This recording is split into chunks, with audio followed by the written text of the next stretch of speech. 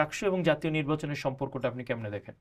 যারা একটা বাবলের মধ্যে থাকে, সোশ্যাল মিডিয়ার মধ্যে ডুবে থাকে, এটা এদের ধারণা। ওকে, বাংলাদেশের ভোটার কয়জন?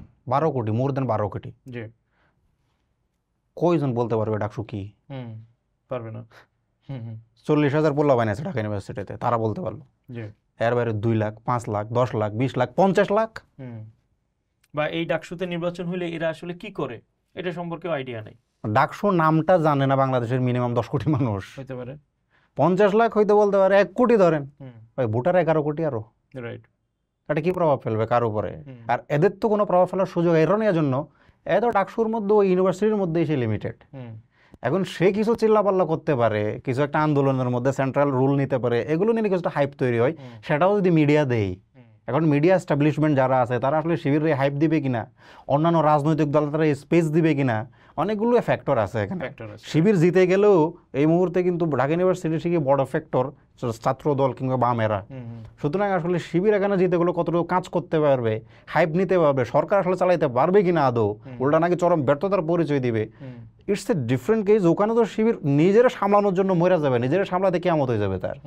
সুতরাং জাতীয় নির্বাচনের ক্ষেত্রে ডাকসুর আসলে ডিরেক্ট কোনো প্রভাব নাই, ইনডিরেক্ট প্রভাব আপনার ওই দৃষ্টি থেকে যে তারেক রহমানের হার, গণঅভ্যুত্থানের শক্তির হার, এগুলো দিয়ে অ্যানালাইসিস করে আপনি হয়তো তাদের দলীয় অবস্থান, রাজনীতি এগুলো কিছুটা বুঝতে পারেন।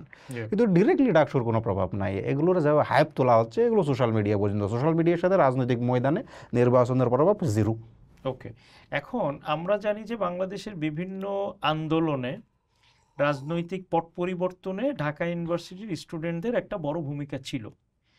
ওই তর্ক বা ওই আর্গুমেন্টের পয়েন্ট অফ ভিউ থেকে কি আপনি বলবেন যে শিবিরের প্যানেলের এই নিরঙ্কুশ বিজয়ে তারা ওই ধরনের সামনে যে ধরনের ন্যাশনাল পলিটিক্স হবে, জাতীয় রাজনীতি নির্বাচন হবে, সেইখানে তো তারা একটা ফোর্স হিসেবে অলরেডি ডাকসুতে একটা প্যানেল নির্বাচিত হয়েছে, তো ওই জায়গায় কি তাদের একটা ভূমিকা থাকবে না? সামনের যে আন্দোলনগুলো তৈরি হবে, স্টুডেন্টরা যে আন্দোলনগুলোকে নেতৃত্ব দেয় এবং তাদের মধ্যে ঢাকা ইউনিভার্সিটি অলওয়েজ একটা সেন্ট্রাল রোল প্লে করে, সেই পার্সপেক্টিভ থেকে। এটা তো একটা রাজনীতি আছে। শিবির আসলে নেতৃত্ব দিচ্ছে কিনা অতীতে কোন আন্দোলন, সে তো গুপ্তই ছিল। এখন সরাসরি আসার পরে কোন আন্দোলন নেতৃত্ব দিছে? আন্দোলন যা করে তা বামরাই করে ঢাকা ইউনিভার্সিটিতে, আন্দোলন যা করে তা ছাত্রদলই করে, গুলি তারাই গিয়ে প্রকাশ্য রাজনীতি তারাই করে। সামনে কে কোন আন্দোলন করে এবং কতটুকু করতে পারবে শিবির আসলে, এটা তো দেখার বিষয়, এটা সময় বলে দিবে। হ্যাঁ, এবং আপনার সেটার ক্ষেত্রে আপনার ছাত্রদল কতটুকু স্টেক তাদের দিবে, কতটুকু সমন্বয় হবে, এখানে তো বিষয় অনেকগুলো পাওয়ার আছে, অনেকগুলো পাওয়ার ইয়ে আছে, আপনার স্টেক আছে অনেকের। তো সুতরাং আপনি এটা তো মানে শিবিরের একার না ঢাকা বিশ্ববিদ্যালয়, বিশাল একটা সংখ্যা আছে। অবশ্যই। তো তার মধ্যে শিবিরের ভোট দিছে এবারে যদি 10,000 12,000 ধরেন, বাকি আরও তো 30,000 আছে। কিংবা শিবিরের যদি শিবিরের পোলাপাইন ভোট দেয় তাহলে দেখবেন যে 5,000 6,000, বাকি 1-2,000 হয়তো আরও অন্যান্য। এখন ইস্যুটা দিন সে নির্ভর করে ন্যারেটিভ অথবা আপনি কি নিয়ে আন্দোলন করতেছেন। ছাত্রদের যে কোনো একটা বিষয় নিয়ে যদি আপনি আন্দোলন করেন, সেটা শিবির না, যে কেউ করলেই ছাত্ররা পিছনে দাঁড়াবে। গণঅভ্যুত্থান তার উদাহরণ। নাহিদ ইসলাম কে ভাই? আপনি চিনতেন তারে? আমি চিনতাম? কেউ চিনত না। এই হাসনাত আব্দুল্লাহ এগুলো কারা ভাই? কেউ চিনত না। কিন্তু গণঅভ্যুত্থানের একটা সিচুয়েশনের কারণে যে যখন সামনে চলে আসছে, সে যখন জনগণের যে পুঞ্জীভূত ক্ষোভ সেটার প্রতিনিধিত্ব করতেছে, সে যখন শেখ হাসিনার বিরুদ্ধে ডাক দিছে, তখন কিন্তু মানুষ তার নেতৃত্বে পিছনে নামে আসছে। আজকে ডাক দিতে বলেন কয়জন নামে দেখেন? আজকে 5 জন হয়তো খুঁজে পাবেন না, 20 জন খুঁজে পাবেন না। কারণ হলো মানুষ মূলত কোনো লোকের ডাকে, দলের ডাকে রাস্তায় নামে না। নামলে তো বিএনপির ডাকেই নামতো আগে।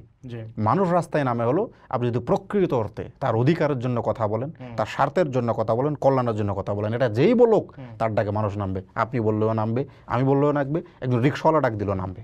এই যে আপনি নেপালেই দেখেন এখন যে বর্তমানে চলতেছে, ওটার পিছনে ওয়ান অফ দ্য কি ইস্যু বলতেছে যে ওই একজন র্যাপার বালেন্দ্র শাহ সামওয়ান, তার ডাকে দেখা গেল যে হয়তো তার কারণে অনেক বড় একটা ইম্পর্টেন্ট রোল প্লে করছে সেই মুভমেন্টের পিছনে।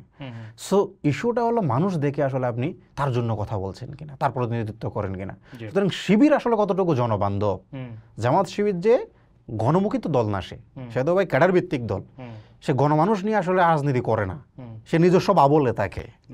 তো সে আসলে কতটুকু আন্দোলন করতে পারবে, ছাত্রদের কোন বিষয় নিয়ে আন্দোলন করতে পারবে, আসলে পারবে কিনা সে, এটা অতীতে তার রেকর্ড প্রমাণ করে না। সো ভবিষ্যতে সময় বলে দিবে, এটা বলা যায়। আচ্ছা, নির্বাচনের স্ট্র্যাটেজিটা বিভিন্ন দলের জন্য কেমন হবে, তার ইন্ডিভিজুয়াল ক্যান্ডিডেটের স্ট্রেংথ উইকনেস, তার কি ধরনের ট্যাগলাইন তৈরি করে মানুষের কাছে যেতে হবে, এই জায়গাটা নিয়ে আসলে আমাদের যে বড় দলগুলি রয়েছে, বিএনপি, বিশেষ করে এখন এনসিপি একটা শক্তি হিসেবে নিজেদেরকে তৈরি করার চেষ্টা করছে, আর জামাত তো আছেই অবশ্যই, এই জায়গায় তাদের ইলেকশন স্ট্র্যাটেজি নিয়ে কী ধরনের চিন্তাভাবনা করা উচিত, এবং এই ইন্ডাস্ট্রিটা সম্পর্কে আপনি যদি আপনার অভিজ্ঞতা থেকে কিছু শেয়ার করতেন। এটা নতুন কিছু না, এটা গ্লোবালি যেহেতু রিকগনাইজড ইন্ডাস্ট্রি, এটা সবাই জানে। যে বাংলাদেশে এটা নাই, গ্লোবালি এটা আছে। এই বললাম পার্শ্ববর্তী রাষ্ট্র ভারতেও আছে, খুব ভালোভাবে আছে। ডাকসু ইলেকশন এটা চোখে আঙ্গুল দিয়ে দেখাই দিছে যে নির্বাচনটাকে আপনাকে সিরিয়াসলি নিতে হবে এবং প্রফেশনালি ডিল করতে হবে। রাইট। আপনি যদি এটা রাজনৈতিকভাবে ডিল করতে চান, রাজনৈতিক কর্মী দিয়ে যদি চাকা হয়ে কাজ সারতে চান, এটা হবে না। সিরিয়াসলি নিতে হবে, এক্সপার্ট দিয়ে কাজ করাইতে হবে, স্ট্র্যাটেজি দিয়ে কাজ করাইতে হবে। নির্বাচনের ব্যাপারটা যেহেতু ভিন্ন, শুরুতেই বললাম, রাজনৈতিক দৃষ্টি থেকে নির্বাচন দেখলে হবে না। তো সেক্ষেত্রে এটা গ্লোবালি সমস্ত দেশে এটা হয়, অধিকাংশ দেশে, ওয়েস্টে তো হয়ই। ওয়েস্টে এটা আপনার 60-এর দশক এর আগে থেকে এটা শুরু হয়েছে, ভারতে 2010 বা 12 থেকে শুরু হয়েছে মোদিরে দিয়া। তো এটা বাংলাদেশেও অনেক দল টুকটাক চেষ্টা করতেছে স্মার্টলি জিনিসটা ডিল করার জন্য, এবং সময়টাই আসলে এটার দাবি আরও পুক্ত করে চাহিদাটা। ভোটারদের তো মানসিকতা চেঞ্জ হয়ে গেছে। হ্যাঁ, এইজটা এখন smart age. Don't make mistake যে election is not about only data, election is not about only robotics, AI, social media. এটার একটা নিজস্ব একটা স্ট্র্যাটেজিক ধারা আছে, এটার একটা নিজস্ব একটা ওয়ে আছে, এটা একটা স্পেশালাইজড জগৎ। আপনি রাজনীতিবিদ মানে আপনি নির্বাচন বিশেষজ্ঞ না, যার কারণে অনেক রাজনীতিদের জন্য হাইরা যায়, খুব ভালো রাজনীতি করে। এই তো আপনার এই ডাকসুতেই আপনি একজন প্রার্থী যে খুবই ভালো, সবার কাছে খুবই পছন্দের, কিন্তু সে ভোট পাইছে খুবই কম। তো ঠিকই একইভাবে রাজনৈতিক ময়দান এক জিনিস, নির্বাচন যেহেতু আরেক জিনিস। সেই নির্বাচনের ক্ষেত্রে আপনাকে ডাকসুতে শিবির যেহেতু ক্যাডার ভিত্তিক দল, সে কিছুটা ক্যাডার দিয়া মিলাইজুলাই করে ফেলতে পারে, কিন্তু এনসিপি বা বিএনপি তো একদম গণমুখী দল তারা। তো তাদের তো স্ট্র্যাটেজিস্ট নিয়েই কাজ করতে হবে, তাদের পুরো প্রফেশনালি জিনিসটা ডিল করতে হবে।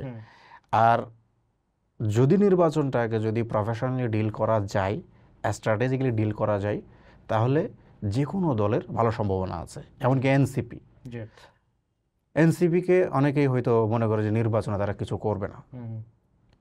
বাংলাদেশে বর্তমান সময়ে নির্বাচনের মাঠে সবচেয়ে পাওয়ারফুল ফোর্স হলো এনসিপি। কিভাবে? তার তো কোনো গ্রাসরুট সংগঠন ওইভাবে এখন দাঁড়ায় নাই। নির্বাচনের সাথে সংগঠনের, নির্বাচনের সাথে আপনার রাজনীতির যে সম্পর্ক নেই, তার রাজনীতি দাঁড়াতে আরও 20 বছর লাগবে। এনসিপির রাজনীতি নেই, কিন্তু নির্বাচনে এনসিপির রুল, এনসিপি চাইলে আগামী সরকার গঠন করতে পারে অথবা সরকার গঠন অন্য কোথাও হইতে পারে, তার ওই পুঁজি আছে। আচ্ছা, তার রাজনীতি দাঁড়াই নাই, তার সংগঠনও নাই, কিন্তু তার নির্বাচনের জেতার এনাফ ক্যাপিটাল রিসোর্স আছে এনসিপির ক্ষেত্রে। হ্যাঁ, আর বিএনপির ক্ষেত্রে আপনি কি? সেক্ষেত্রে বিএনপির ক্ষেত্রেও জিনিসটা বিশৃঙ্খলভাবে আছে, ইনডিসিপ্লিনভাবে আছে। এখন বিএনপি যদি নিজেরা মনে করে যে এমনি হয়ে যাবে, তাইলে হবে না। জামাত অথবা এনসিপি বিএনপির গাইল করে দিতে পারে, নির্বাচনের ময়দান ভিন্ন। সুতরাং আপনি যদি জিনিসটাকে হালকাভাবে নেন, আপনাকে মারাত্মক সাফার করতে হবে, কারণ সবাই এখন জিনিসটা স্মার্টলি ডিল করার দিকে যাচ্ছে। আপনি যদি সেটাকে বুঝতে না পারেন, ডাকসুর পরিণতি হবে। সেটা যেই করবে তার পরিণতি ডাকসুর মতো হবে। সময় বদলাইছে, যুগ বদলাইছে, নির্বাচনের ধারণা বদলাইছে। আপনাকে এখন জিনিসটাকে প্রফেশনালি, স্ট্র্যাটেজিক্যালি ডিল করতে হবে।